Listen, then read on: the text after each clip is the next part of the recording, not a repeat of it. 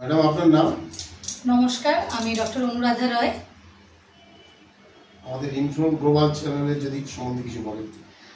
প্রথমেই বলি, আমি হচ্ছি শ্রী পদাবলী কলা পরিষদ তার প্রিন্সিপাল এবং ফাউন্ডার অফ শ্রী পদাবলী কলা পরিষদ।